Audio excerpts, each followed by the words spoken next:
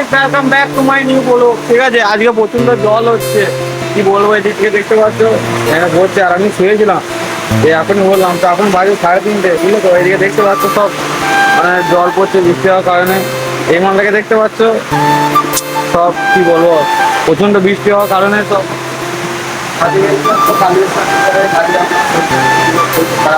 সেজন্য কাজে যায়। তাই আর এদিকে দেখতে পাচ্ছ প্রচন্ড জোরে বৃষ্টি হচ্ছে। দেখো ভাই, আমরা আছি অন্ধ্রপ্রদেশে, ঠিক আছে। প্রচন্ড জোরে ঝড় বৃষ্টি হচ্ছে আর প্রচন্ড বিদ্যুৎ চমকাচ্ছে। তো দেখো এদিকে সব জল দাঁড়িয়ে গেছে, মোটামুটি 10 মিনিট হচ্ছে জল হচ্ছে, ঠিক আছে। দেখো ভাই,